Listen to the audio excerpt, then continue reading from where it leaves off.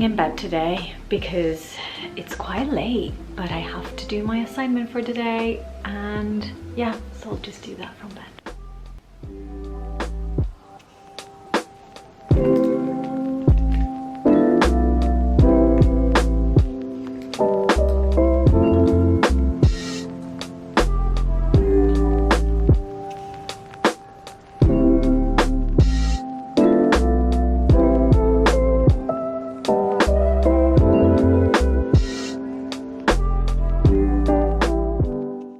Final day of the first week of the writing challenge. I've got my matcha. Let's do it.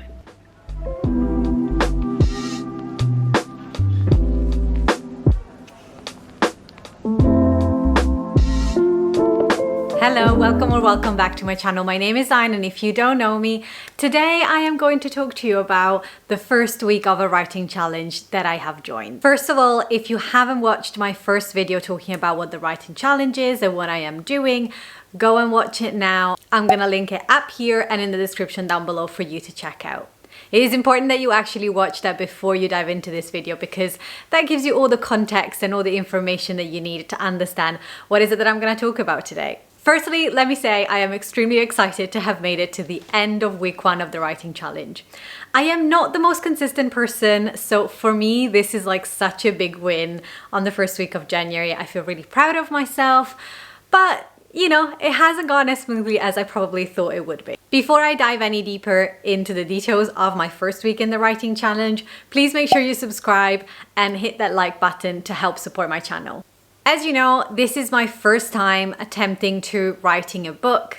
It's a non-fiction book that I'm trying to write, and I was really hoping that the challenge would kind of like help me to make sure I didn't waste too much time on it. And I always find reasons why I shouldn't be doing things or why things should take me a little bit longer. I constantly get stuck in the planning phase. And I'm finding that actually this challenge is getting me unstuck really quickly. So this week was all about creating and laying the foundation for the book. So I worked on my book idea, as well as working on the target audience and the readers that this book is going to be for, and really diving in deep into that to understand what is it that I'm trying to create.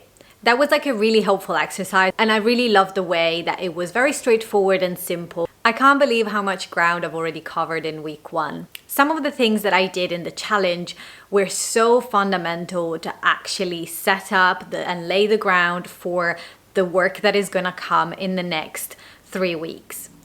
One of the biggest things that I never thought about was how to keep myself accountable, and actually the challenge helps you with that because it asks you to create something that it's either going to be a punishment or a reward to make sure that you complete the challenge. Now, I don't know about you, I don't react very well to punishments, so I actually chose to kind of have a reward at the end of this, and my reward is going to be a weekend in Paris, which I'm very excited for.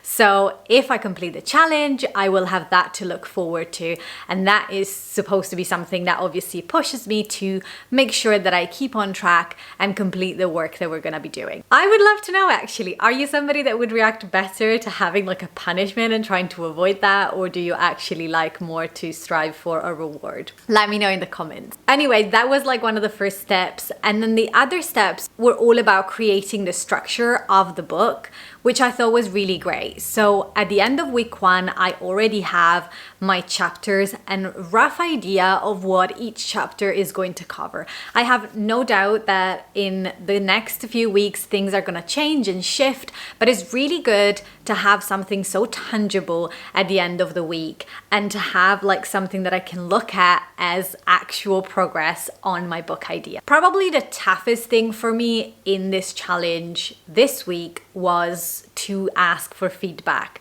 And it wasn't necessarily the act of asking for feedback, but it was obviously dealing with the kind of thoughts that were sent back to me on my book.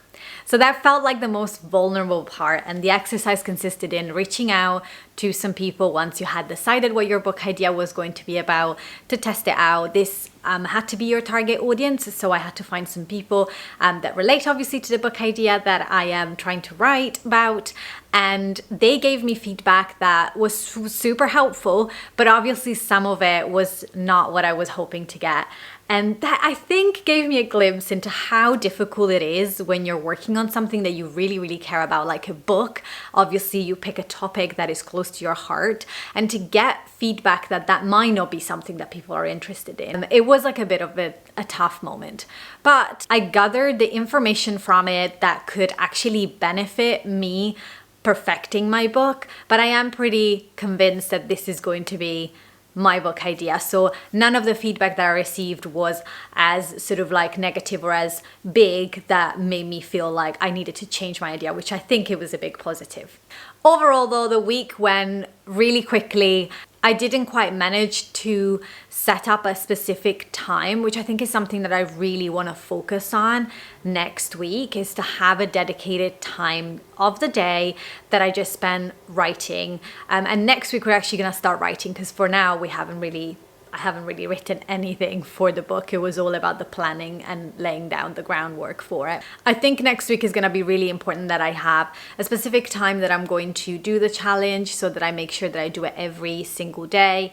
This week, I have actually used up until the last day. So today, the last clip that you would have seen is me doing the last day of the challenge, and today's day 7. Whereas the challenge is actually structured for you to be able to do it in 5 working days and have the weekend to catch up on any work, or to just do obviously a little bit more writing. So ideally, I would like to follow that structure. But you know, sometimes you have bad days. Sometimes you have days where you're really tired, you've got a lot on, or simply you just really don't feel inspired enough to do the work.